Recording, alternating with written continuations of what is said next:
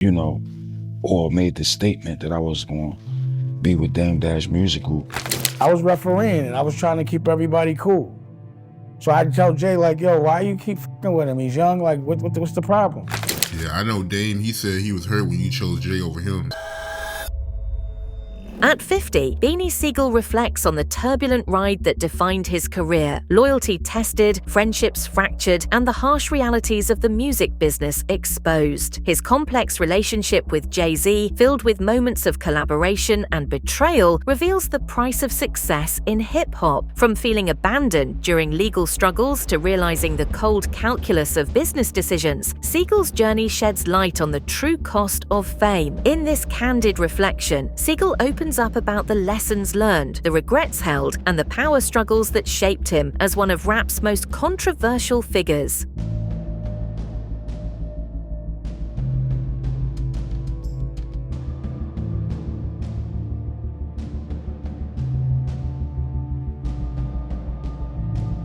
As Beanie Sigel enters his 50s, the veteran rapper looks back on the highs and lows of his career, particularly the turbulent relationship with his former Rockefeller boss, Jay-Z. Sigel's journey in the hip-hop world is a complicated one, filled with collaboration, conflict, loyalty, and betrayal. While Sigel has achieved notable success, his career has also been marked by public feuds, internal struggles, and shifting allegiances. On the line, defending Rockefeller's honor like it was his own child. Remember that iconic Rockefeller State Property clothing line that everyone was obsessing over? That was all Beanie's brainchild. And the State Property movie? Another Beanie masterpiece. He wasn't just some rapper on the label. He was literally architecting the whole Rockefeller empire. But darlings, you know how these fairy tales usually end. By 2004, the cracks in this perfect family started showing. Jay and Dame were butting heads over the label's direction like two divas fighting for the spotlight. And poor Beanie was caught in the middle like a child in a messy divorce. He tried staying loyal to both, bless his heart, but when Jay orchestrated that takeover of Rockefeller through his Def Jam deal, honey, Beanie might as well have been invisible. Now here's where the story turns absolutely heartbreaking. When Beanie got locked up, he expected his Rockefeller family, especially Jay, to show up and show out. Instead, complete radio silence. Jay didn't show up to court, didn't visit, didn't even send a measly text. Can you imagine the betrayal? In later interviews, Beanie revealed how abandoned he felt during what he calls his most vulnerable moments. Sigel's introduction to Rockefeller Records came when Jay-Z signed him in the late 90s. Seeing potential in the raw street sound Sigel brought to the table, Sigel quickly became a fan favorite, establishing himself as an integral part of the Rockefeller roster. As a member of State Property, he earned a reputation not only for his lyrics, but also for his no-nonsense persona. This combination made him one of the label's most prominent figures. Let's rewind this story back to where it all began, darling. The late 90s and early 2000s, when Rockefeller Records was everything. Picture this: Jay-Z, Dame Dash, and Kareem Biggs Burke running the game like they owned it, which they kind of did. Then enters our boy Beanie Sigel, straight out of Philly, bringing that raw, gritty street energy that Rockefeller was desperately missing. Jay, with his keen eye for talent, snatched him up faster than a sample sale in 1999. And honey, when Beanie dropped The Truth in 2000, iconic. That album had everyone talking, and suddenly, Beanie wasn't just another artist on the roster, he was family. At least, that's what Jay kept telling him. Now get this, Beanie later spilled the tea about how he truly felt back in '98 when he first signed with Rockefeller. Poor thing genuinely believed Jay was the real deal. You know, ride or die through thick and thin, all that good stuff. He thought Jay would have his back no matter what. Oh, sweet summer child. However, as Rockefeller began to fracture with Jay-Z and Dame Dash at odds, Sigel found himself stuck between two conflicting sides. However, the decision to remain neutral in the growing tensions did not come without consequences. Because I didn't make a choice. I didn't choose between Jay or Dame. I just stayed neutral in that situation, and I voiced that numerous times. Dame actually came and got me when I got out of prison. And we was on a tour bus and they was interviewing me. And they asked me then and there on a bus. Now I'm just getting out of prison. Like he at the jail picked me up. And they posed that question that I was, or made the statement that I was going to be with Dame Dash Music Group. And I said then that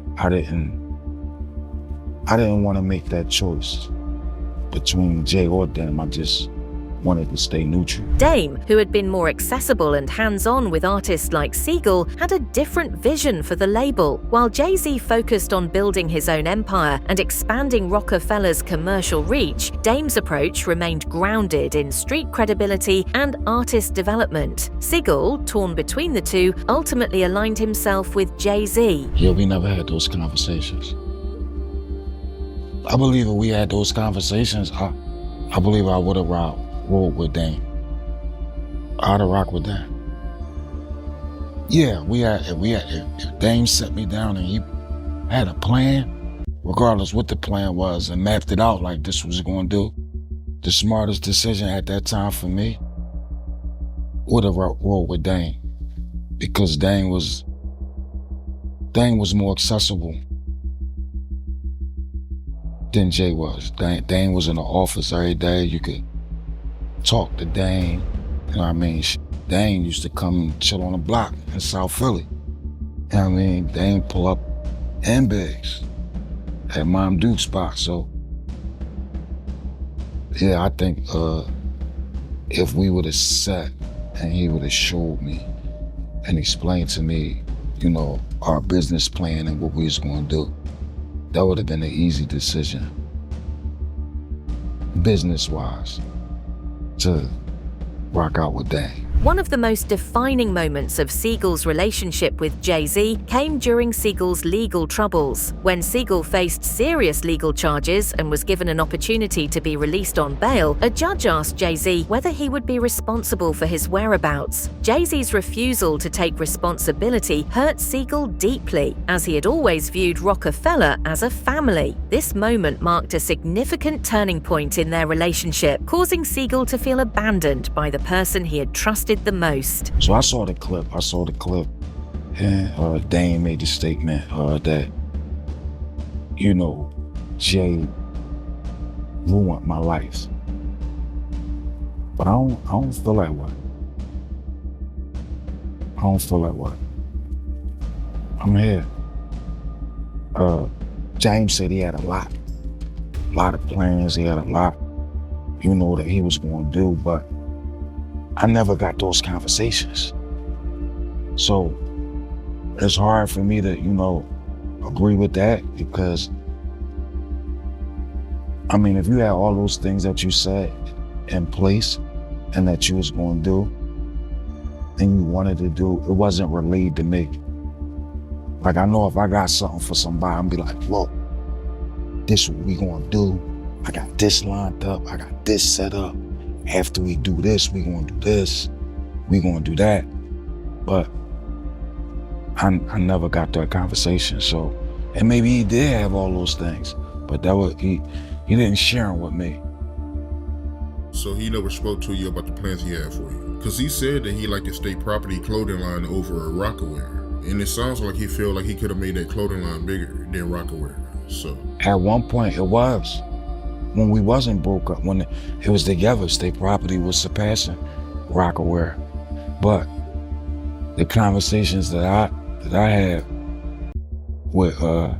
with Dame about that. Sigel later admitted that he misunderstood Jay-Z's decisions at the time. He acknowledged that Jay had a larger vision for his career and wasn't going to let personal loyalty get in the way of business decisions. While the situation initially left Sigel feeling betrayed, he eventually came to terms with the reality that Jay's actions were driven by his broader goals, not a lack of care for Sigel. Fallout between Sigel and Jay-Z wasn't limited to legal issues. Sigel was also frustrated by what he perceived as Jay-Z's calculated attempts to maintain control over the Rockefeller empire. Sigel noticed that Jay's releases often coincided with his own, leading to questions about whether Jay-Z was intentionally limiting his exposure to avoid overshadowing him. While Sigel never fully subscribed to the notion that Jay-Z was actively sabotaging his career, he couldn't ignore the strange timing of Jay's moves. The competition between the two became increasingly evident as their careers diverged. Pop is like, he is 50 Cent, like it's a new version of it. The time that I did speak to him, they made some changes, you know what I'm saying? Because I'm looking going, I tell him, I said, yo, just, you got to just keep that clean all the way around, because you got to do this. You gonna be like this. And he look and go, Yeah. As tensions continued to rise between Sigel and Jay-Z, Sigel sought a way out of Rockefeller. It was during this period that 50 Cent entered the picture. After hearing about Siegel's struggles, 50 Cent extended an offer to sign him to G-Unit, offering a fresh start and an opportunity to distance himself from Rockefeller's internal conflicts. Sigel, intrigued by the idea, seriously considered it. However, despite the allure of a new deal, financial concerns and the lack of support from Interscope caused the deal to fall through. You signed Beanie Sigel, which seems to me to be yet another way of throwing a dart at Jay-Z, trying to get him to be mad and say something back at you. Did you just make an announcement for me? I didn't know I signed Beanie Sigel. You did that? I thought that was officially done. So that's not done? No, it's not done. But you're working on that. Well, we're entertaining the idea of it, and if we could come to an agreement, possibly, we'll do something. And part of it is because you respect him as an MC. He's a dope gangster MC. He's a dope artist in general. But part of it also is that it does mess with Jay-Z. Why does it mess? That's his man. It was his man. Well, then if it's his man, then he should be comfortable. Jay-Z, according to Forbes, is one of the wealthiest rappers in the world. Now, rephrase your question. Well, what should I be asking you? I think you should be asking me what attracted me to Beanie Sigel in the beginning. Siegel's decision to remain with Rockefeller was a turning point in his career. While he chose loyalty to Jay-Z at the time, the reality of the music business slowly began to sink in. Sigel realized that loyalty in the industry was often transactional and that he needed to prioritize his own financial stability and career growth over personal allegiances. Feel it in the air. You said one of the craziest lines that ever. You said your handshake ain't matching your smile. Yeah. Yeah. It's an amazing line. I know what you mean. Yeah. But you're not, even though you're talking to me, you're not talking to me. You're talking to millions of people. Yeah. Can you please explain that to the people who don't understand that everybody that shakes your hand isn't your friend? Nah. But please, can you explain? I mean, you just said it. Everybody that shake your hand, in that bed, everybody, smile and they want to shake your hand and they want to take you to dinner and eat. I don't want to eat. I don't want to go to I'm cool. I don't want to do that. After a while, you start seeing shit that ain't for what it is. And it's like, oh shit. And you know what I mean? You gotta watch for that. You know what I mean? The windows, the souls of the eyes. So I read between all that. The windows is what? Your eyes is the windows to your soul. What I meant to say. I just caught a dyslexic moment, like you. I'm dyslexic. Yeah, come on, speak some more. Some more dyslexic niggas, goddammit. And yellow bus niggas, come on, goddammit, come on. We I just read people, handshakes and all that. Somebody might give you the. Siegel's relationship with Jay-Z would never fully recover. Despite several attempts at reconciliation, the wounds remained. Siegel's decision to remain with Rockefeller during his legal troubles, coupled with his frustration over Jay-Z's handling of business matters, created an irreparable rift. In the years that followed, Sigel publicly criticized Jay-Z, even calling out the Rockefeller mogul for not doing enough to help him during tough times. Your handshake ain't matching your smile. Was that someone? Like someone specific? Yeah. Was that someone specific, or was that was in general? I mean, it was. I was talking to a lot of people. Okay. A lot of people in that, like in. All right. That I think I did. Can't go on. I think I recorded. I can't go on this way and feel it in the air at the same time. I was doing both of those records. So if you listen to the music, if you listen to them, something going on. I feel funny. You can't tell me nothing different. My nose switching. My intuition is setting in like Steve Vision. He can't, I still close my eyes, I still see visions. Still hear that voice in the back of my mind. The breakup is coming. Oh, I didn't know. Yeah, it's coming, it's there. Like, and can't go on this way. The begin trust, honor, devotion, karma, team, us, rock, solid, damn. The evils. Wow. I can't go, with no union, you know, and no benefits, no dental plans. I can't eat off no 100 grand. However, as time went on, Sigel began to reflect on the complex nature of their relationship. He acknowledged that Jay-Z had given him significant opportunities, but those opportunities were often tied to the larger goals of the Rockefeller empire. Jay-Z, with his own ambitions, couldn't prioritize Sigel's personal needs in the way Sigel had hoped. When Jay would record, right, how was his process in the studio? Jay ain't had no process. That's I don't know if you understand how big a statement that is. Like, he just did it. I only seen Jay do like one thing, like a little ritual. I know he'll always, when he was working on his albums, he would wear a Biggie chain, his Cuban with the Jesus piece. Jay'll rock that. He wouldn't get no cut neither until he finished the album. Other than that little ritual right there, that thing he did, Jay ain't had no process. I ain't know that, man. So when he'll work on an album, he'll wear a chain that he got from Big and he wouldn't get a cut. He'll wear a big personal chain. That was Biggie chain. The business side of hip-hop is often one of the most challenging aspects for artists to navigate. Sigel's experience with Rockefeller highlighted the often cold, strategic nature of the industry. While many artists hope to form lasting bonds with their label heads, the reality is that labels are businesses first. Jay-Z's ability to separate personal relationships from business decisions was something Sigel didn't fully understand at the time.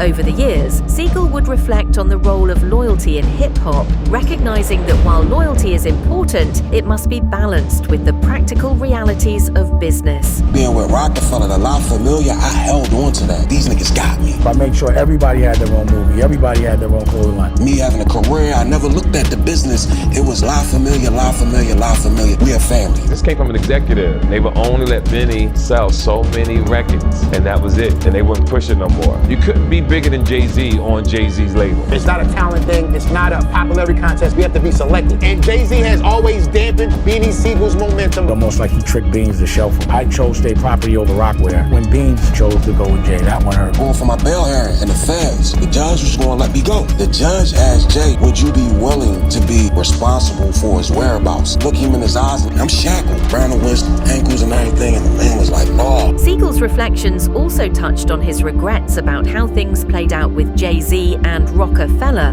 While he had a successful career under the label, he couldn't ignore the feeling that he had been held back in certain ways. Sigel has expressed that had he been given more creative freedom and more solid business guidance, his career trajectory could have been different. Could Beanie Siegel's career have taken a different turn? He believes signing with Dame Dash was the better choice. I believe if we had those conversations, I believe I would have rolled with Dame. I'd have rocked with Dame.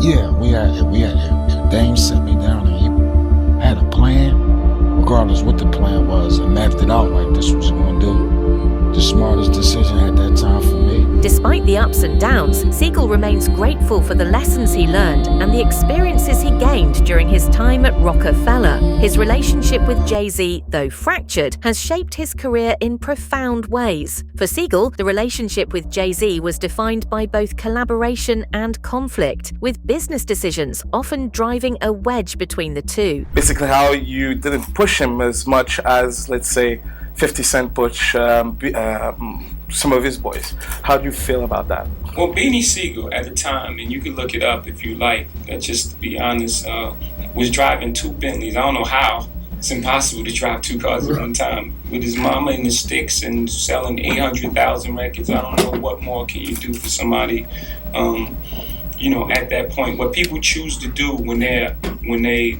attain that type of success, at some point you have to look in the mirror and look at yourself. Beanie Sigel had a record deal, a record label, and a clothing line. It never went platinum, ever. I don't know in the history of rap has anyone done so much with so little. So I don't even know what more can you do for a person at that point. A record label, a record deal, that's normal. A record label and a clothing line. So if that's not pushing the person, Ultimately, Sigel's story serves as a reminder that loyalty in the world of hip-hop often comes with a price. The music industry is a competitive landscape where personal and professional boundaries frequently clash. For Beanie Sigel, his journey through Rockefeller and beyond has been a testament to the complexities of friendship, business, and the harsh realities of life in the spotlight. To obtain a $300 and something thousand car. So I gave him a check for $30,000 and I'm paying a car note for $2,200 a month. Wow. Now, a couple months later, I was like, Biggs, what you gonna do with that car? I wanted to, you know what I mean, let me take the note over. I wanted to give it to, you know what I mean, my mom or whatever. He like, you just got the Bentley from, dang, what you gonna do with two Bentleys? Right. So I blew it off. I think like 4 months later, it was my birthday. And we was at the studio. My mom came up, she cooked food for everybody. Dane, Jay, everybody ate. You know what I'm saying? And my mom said, let me hold the keys to your car. I want to go downstairs and do something before I leave. But she left with the car. So I'm like, yo, she took the car. Yeah.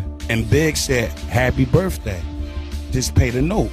So the note was, I think like $2,400. So Beanie Sigel was driving around in two Bentleys and only had to pay $5,100 a month. So it's not like I obtained all this wealth and I bought, like you helped me get all this wealth and you gave me these two Bentleys. And they just gave away the monthlies. Yeah, they just gave away monthly plans. That's all they did. Now, so the issue about the Bentleys, you shot yourself in the foot with that. So, what do you think? Let us know in the comments below. And don't forget to like this video, subscribe for more updates, and hit that bell so you never miss a thing.